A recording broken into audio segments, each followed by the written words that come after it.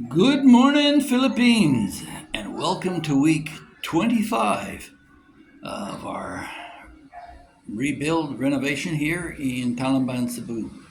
And guys are back at work now, and we've just got one floor left to go.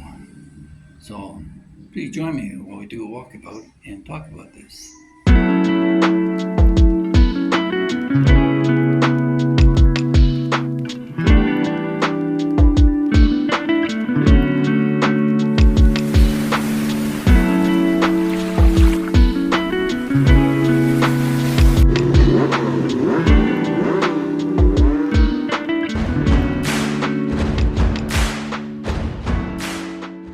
So everybody got back to work this week, and we had a national holiday earlier on, and so there was one day off.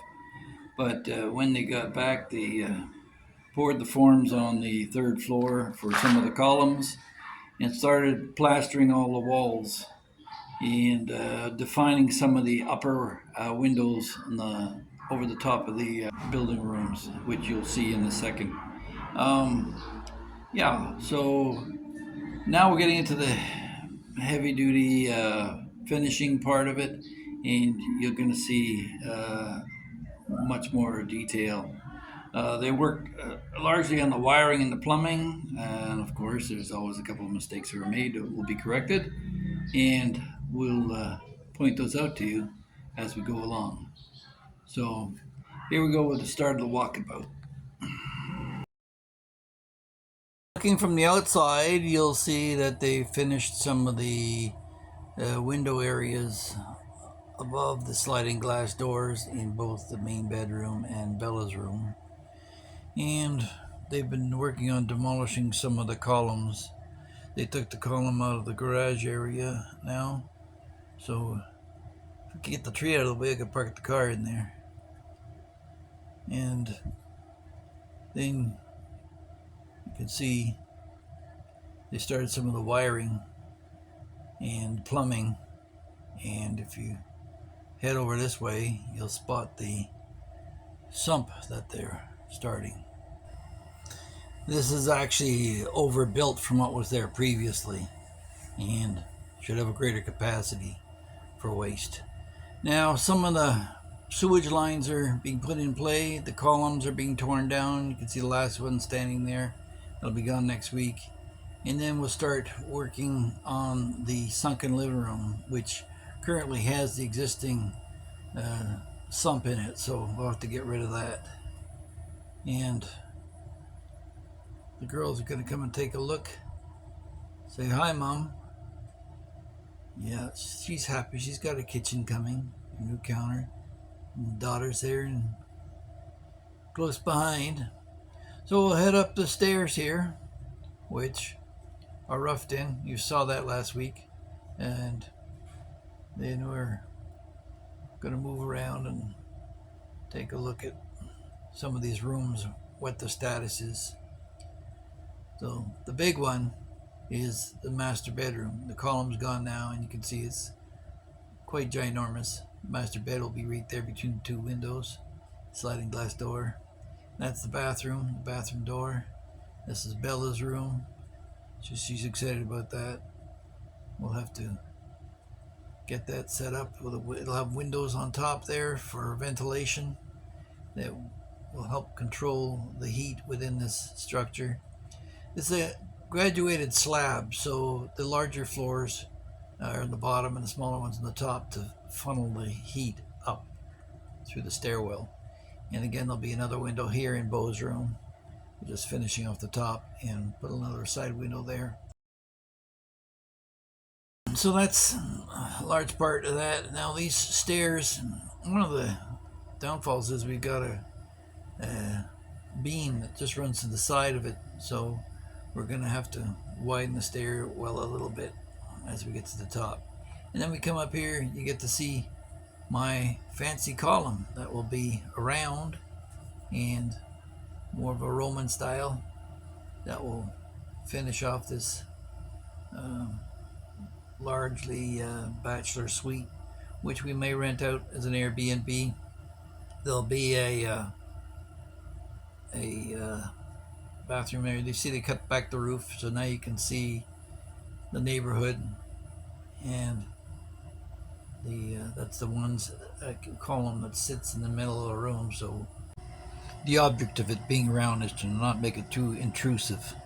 That's the view that you'll be getting, unless you decide to go up in the roof. We'll put a steel staircase up to the roof, looking at the sump that we talked about earlier, and that will lead off both to the left and to the right. There's a access hole there. Some of this I'm recording as well, so that if at ever time I have to open the ceiling or a wall to find a pipe, I'll have a record here to know where it is. This pipe is a mistake in my view, and we'll have to talk to him about that. The drainage is running the wrong way. You should reverse it and bring it to the corner and where we can hide it. So I'll talk to him about that next week. Because there's already an existing pipe that we have to cover anyway, so why not we'll just run two, and then it'll be tucked out of the way, because I really don't want a pipe in the middle of the room, and I don't want to have to cover it. There's one other thing that I wanted to bring up before I go, and that is the importance of loyalty, especially here in the Philippines. And part of coming from a disposable society like the West, we forget how important it is to be loyal. Fortunately for me, I've always tried to find the best contractors and stick with them and be loyal, and that has paid off in my career in spades, because good people drawn to good people makes good business. One of the things that you can get here in the Philippines is this card from Cebu Home Builders, and recently I went into the store and said, I've been gone for a couple of years during COVID. I haven't done any purchases. And they said, "You got a card, sir?" I said, "Yeah, it's long expired, back in 2019. "No problem, sir." So they said, "Just bring it in next time and we'll make the adjustment." But with that, I got 10% off of my purchases.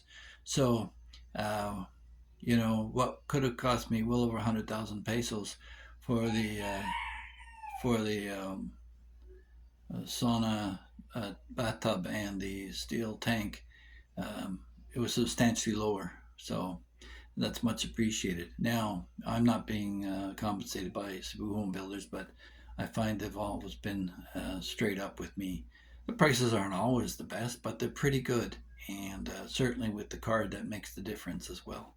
So if you're doing business here in the Philippines and you have just one family connection, and that family is not well regarded within the community, you're not going to be treated fairly by other merchants. And I see some expats complaining about them being scammed by contractors, by real estate agents, by even lawyers. And I'm left to ask myself, well, what kind of connection does your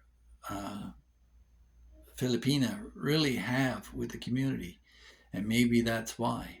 If there's constant complaints uh, coming at you, then you got to ask yourself, why aren't people being loyal to me? Are you being loyal to them?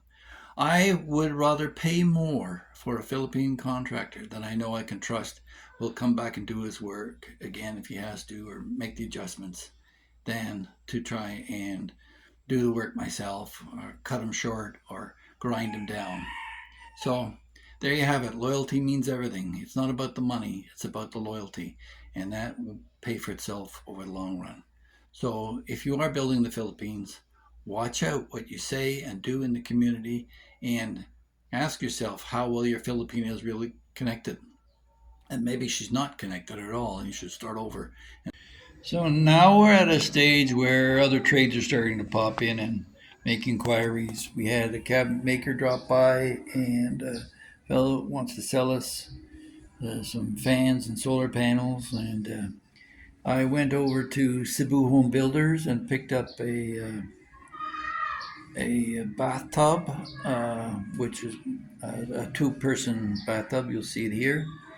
and a tank, 1,000-liter tank reservoir, so we won't miss out on water pressure, which is quite a common problem here in the Philippines. So, and that will be something like this here.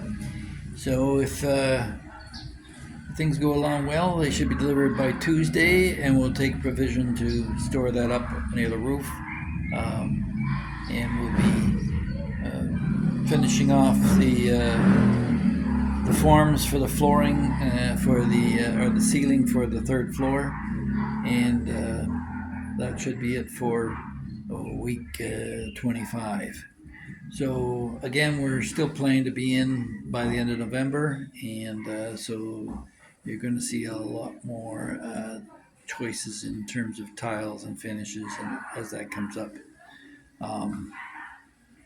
So we'll have to be ever presently aware of the danger of termites here. So we're not using a lot of wood that can't be easily replaced. And when we are, we want it to be able to be treated for termites, and using a lot of rain plywood.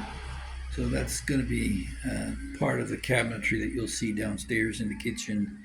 And the treads on the stairs are going to be mahogany, Philippine mahogany, which, remind you, if you do choose mahogany, don't get some of the African mahoganies. They're a lot softer. The Philippine mahogany is the best in the world in terms of being a soft hardwood. So consider that when you're looking at your stairs. We originally were going to go with granite, but didn't make sense relative to the cost. And if granite tile cracks and I have to replace it versus a piece of mahogany, it's a lot easier. So that's where we're going. And the deliveries are coming fast and furious. So again, I'd like to thank all the subscribers that do stay loyal to this channel. It's much appreciated. I appreciate your input on the design, and I've often said that I learn far more from you guys than you'll ever learn from me, but part of that is a bit of, I guess you'd call it fatalism to this channel, in that it's your channel. You can dictate to me what you want to see, and I will run around and try and provide it for you if I can. Just remember that I'm married with a couple of kids with special needs, so I can't always respond quickly to some of these matters, but it's much appreciated, your input, and yeah, so we'll leave it at that, and as my son likes to say, please like, share, and subscribe. Thanks for watching.